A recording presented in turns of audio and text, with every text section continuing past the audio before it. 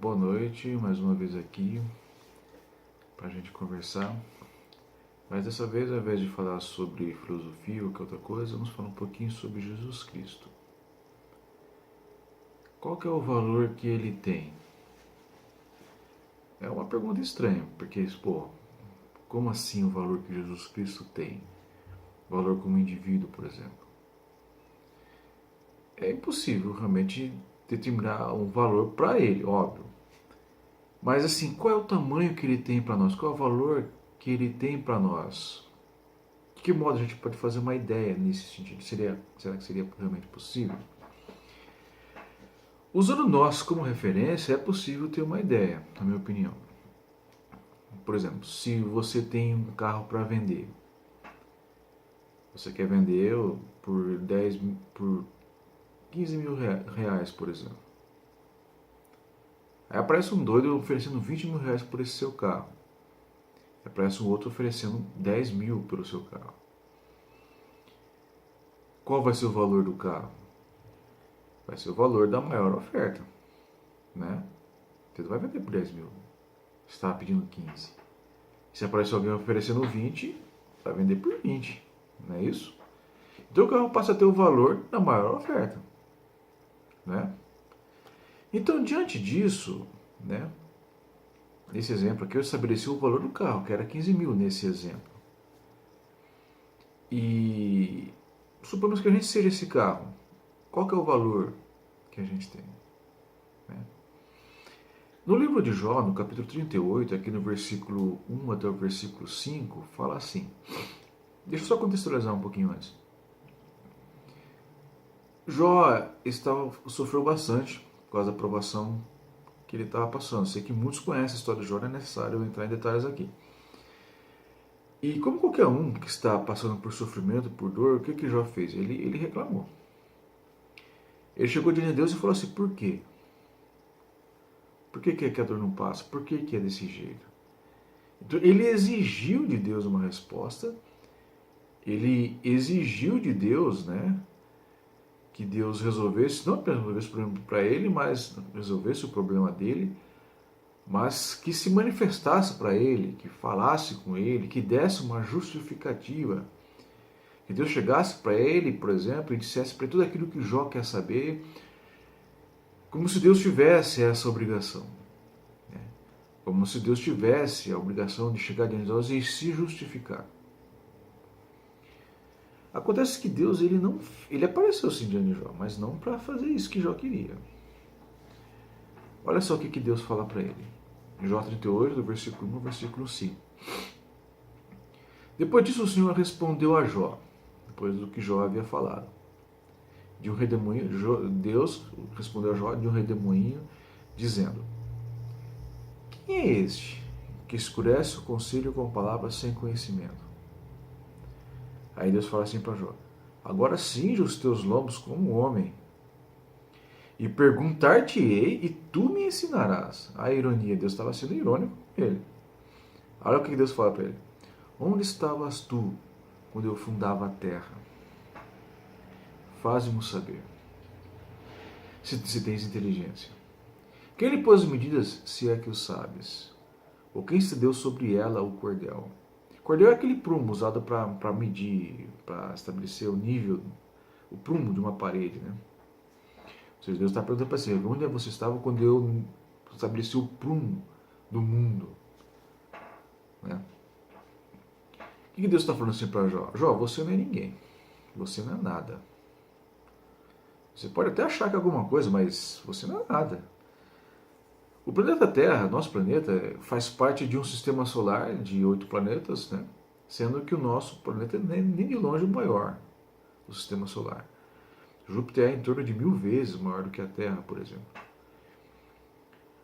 O nosso Sol, que é muito maior do que Júpiter, nem é uma igreja de importância na galáxia, na Via Láctea. É uma estrela pequena, uma anã amarela. Uma estrela pequena. E uma galáxia com 25 mil anos-luz de uma ponta a outra. E apenas uma, entre bilhões de galáxias ou trilhões de galáxias. Né?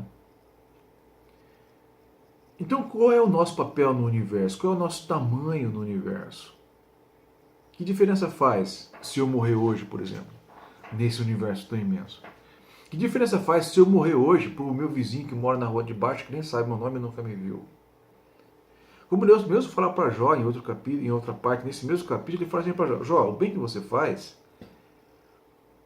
ele só tem repercussão na sua própria vida. Ou o mal que você faz só tem repercussão na sua própria vida também. Mesma coisa, o bem que eu faço para mim, é só para mim. Não é isso? Uma vez eu vi naquele filme, né, chamado Watchmen, só para ilustrar melhor o que eu estou querendo dizer. Tem um personagem lá que é praticamente divino. Tem poderes semelhantes, quase divino, né, digamos assim, chamado de Dr. Manhattan.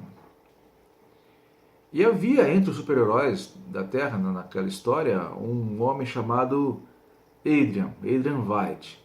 E o seu nome de super-herói era Ozymandias, né? Que era um dos nomes de Ramsés II, um faraó egípcio. E esse Ozymandias, ele era o homem mais inteligente da Terra, né? Aí ele fez um estratagema lá tal para acabar estabelecer a paz no mundo, uma ideia muito louca dele lá, né?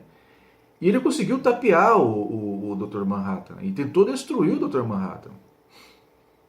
Evidentemente ele falhou, logicamente, né? Mas olha só o que o Dr. Manhattan fala para ele. Ele chega para ele e fala assim, ó: eu andei sobre a superfície do Sol. Eu vi eventos tão rápidos que nem dá para se dizer que aconteceram. E quem é você? Ele fala para Ozymandias. Você é o homem mais inteligente da Terra, que não é diferente do cupim mais inteligente, né? Mesma coisa somos nós diante de Deus. Entendeu? Imagina um cupinzeiro. Imagina que esse cupinzeiro é a Terra. Esse cupim está em um pasto, por exemplo. Que repercussão tem esse cupim no pasto inteiro? Tem vaca, tem boi, tem cavalo, tem cobra, tem aves, tem árvores. O que é esse cupim ali no meio? A sociedade ali dentro do cupinzeiro. Toda essa fauna em volta do cupinzeiro é influenciada por essa sociedade no cupinzeiro? Não é evidente que não. O cupim ele tem uma ação ali ao redor de onde ele está. Não é no pasto inteiro. Não é na vida das vacas, dos cavalos. Não é isso? Então, muitas vezes, a gente nos dá um valor excessivo. A gente pensa muitas vezes, tem muita gente às vezes que fala, pô, Jesus sofreu demais para pagar pelos nossos pecados, né? Como se aquilo que fazemos tivesse um valor imenso, mesmo o pecado, entendeu? Na minha vida, o pecado me manda para o inferno. Essa é a importância do pecado na minha vida, ele me destrói por completo, certo? Mas a minha vida no universo, a minha vida no planeta Terra, ela é o que exatamente? Né? Que repercussão tem a minha existência? Tudo que eu faço, seja de bom ou de mal. Não é isso? É como se fôssemos cupins. Não é isso? A gente não tem a ação que a gente acha que tem. Não desse planeta aqui, talvez. Alguns, os líderes mundiais, talvez. Mas nós, indivíduos, nem nessa Terra a gente tem ação tão importante assim, tão relevante assim. Não é isso? Então, irmãos, para continuar, vamos ver agora, entender um pouquinho melhor a ideia inicial, que é ver o valor de Cristo comparado a nós. Veja bem, em João capítulo 1, do versículo 1 ao 4, diz assim: no princípio era o Verbo, a palavra. E o Verbo estava com Deus, e o Verbo era Deus. Ele estava no princípio com Deus. Todas as coisas foram feitas por Ele, e sem Ele, nada do que foi feito se fez. Nele estava a vida, e a vida era a luz dos homens. Quem Jesus é? Ele é o Criador do universo, Ele é o Criador da existência, porque nada do que foi feito se fez sem Ele, porque todas as coisas foram feitas por Ele, como disse, como nós acabamos de ler aqui. Então veja bem, se a minha vida, a repercussão, a relevância da minha vida não vai muito além do meu próprio contexto, a relevância de Cristo abrange a existência, a criação, o universo, o cosmo, tudo que existe. Essa é a relevância dele. E a minha é essa aqui. Se vocês não estivessem vendo esse vídeo, ninguém saberia que eu existo. Certo? Não haveria como saber isso. Nem imaginar. Né? Então, vemos aí claramente que a humanidade toda, o pecado, por exemplo, Hitler, né? Adolf Hitler, pô, cara muito mal, tal. Imagina se a Terra fosse um cupinzeiro em um pasto e houvesse naquele cupinzeiro um cupim louco como Hitler, querendo destruir, escravizar aquele cupinzeiro, naquele pasto inteiro. Que relevância teria a ação dele? Stalin, né? Ou Lula, ou quem quer que seja. Entendeu? Não estou dizendo que eles são bons ou que no que fizeram não é ruim. Não, é evidente que dentro do nosso contexto humano, dentro do nosso contexto como cupins, nesse exemplo, é lógico que eles fizeram um mal absurdo. Mas indo além desse cupinzeiro, entendeu? Aí já não é tão grande assim. Comparado com a galáxia, comparado com o universo. É insignificante, é nada. Não é isso? Então, o valor de Cristo, sendo Ele quem é, né, vai muito além daquilo que nós somos, muito além do mal que temos a capacidade para fazer. É isso? Ou seja, como Ele morreu por nós, Ele poderia ter morrido por um planeta Terra, como fez, por 10, por 1000, por 1 milhão de planetas como o nosso. Para uma infinidade de gente, de pessoas como nós. E o sangue dele pagaria por tudo isso com sobra. Né? Porque o sangue dele é a moeda de troca que Deus pediu. Veja só. Em 1 Pedro, capítulo 1, 18 a 19, diz assim: sabendo que não foi com coisas corruptíveis como prata ou ouro, que fostes resgatados da vossa vã maneira de viver, que por tradição recebestes dos vossos pais, mas com o precioso sangue de Cristo, como de um cordeiro imaculado e incontaminado. O resgate por nossa vida foi pelo sangue de Cristo. Quem Ele é e quem nós somos. Sabemos que o valor pago foi muito alto, mas não porque nós custamos caro, mas porque Ele vale muito.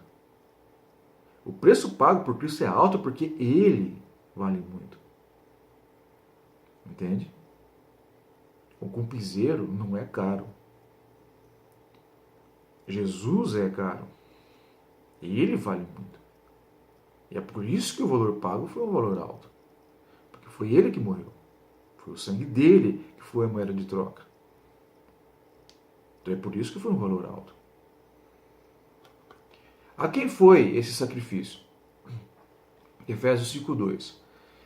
E andai em amor como tem Cristo, como também Cristo vos amou, e se entregou a si mesmo por nós, em oferta e sacrifício a Deus, em cheiro suave. Então, a quem foi o sacrifício de Cristo? Foi para Deus. Deus é quem quis que ele morresse. Então, o sacrifício de Cristo, a oferta, o valor que ele pagou, o seu sangue foi moeda de troca, não é isso? Ele pagou esse valor para Deus. É igual o exemplo do carro. A camarada estava vendendo o carro por 15 mil reais, como exemplo que eu disse. Teve uma oferta menor e uma oferta maior. Não é isso? Nós temos o nosso preço, que é baixíssimo. E houve uma oferta grande, que foi o sangue de Cristo. Muito acima do valor original do item que estava sendo vendido. No caso, o carro. Não é isso? No nosso caso não é diferente. Nós temos o preço, digamos assim, baixíssimo. Mas o valor dele é muito maior. Muito, muito maior. Né? Então muitas vezes a gente fica pensando assim, mas qual é a ideia? Qual é a lógica disso? Por que Deus fez isso? E a resposta disso é mais incrível ainda. Né? Ele fez isso porque nos ama. Romanos 5,8 fala assim: mas Deus prova o seu próprio amor para conosco pelo fato de ter Cristo morrido por nós, sendo nós ainda pecadores. Ou seja, além de ser barato, ainda somos pecadores, ou seja, ainda tem defeito. Né? E o valor, o sangue de Cristo pago por nós mostra o tamanho do amor que Deus tem por nós. Deus pagou caro para deixar claro para nós que esse é o tamanho do amor que Ele tem para a gente. É difícil entender isso. É difícil compreender isso. Realmente é. Como que Deus pode nos amar tanto assim? Mas Ele ama. Cristo ter morrido por nós é a prova disso. O valor que Ele pagou pela nossa redenção é a prova desse amor dele, que é o sangue de Cristo. Que foi através de Cristo, foi Cristo quem criou o universo que existe aí, que nós vemos, que nós vivemos. É difícil entender isso. Aí vem aquela questão, pai, por que Cristo aceitou isso?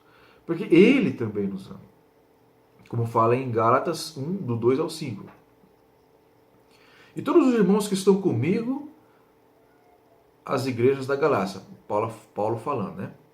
Graça e paz da parte de Deus Pai e do nosso Senhor Jesus Cristo, o qual deu a si mesmo por nossos pecados, para nos livrar do presente século mal, segundo a vontade de Deus nosso Pai, ao qual seja dada a glória para todos sempre. Amém. Jesus se deu pelos nossos pecados. Ele foi voluntário nisso. Deus nos ama. Jesus foi voluntário para pagar esse preço. E Deus aceitou esse preço. Porque Deus nos ama. Por isso que Ele aceitou esse preço. E Jesus nos ama. Por isso que Ele quis pagar esse preço. Que era o próprio sangue dele. Ou seja, nós somos muito amados. Muito mais do que a gente pode sequer imaginar ou mesmo entender. Porque é difícil entender isso. Né? Como que Deus pode pagar um preço tão alto por nós? Mas Ele fez isso. Fez porque nos ama. Fez porque quer nos salvar. Quer nos redimir e quer nos levar para o céu. Então não há como recusar isso.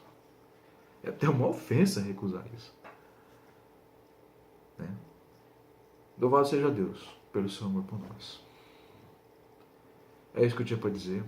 Boa noite.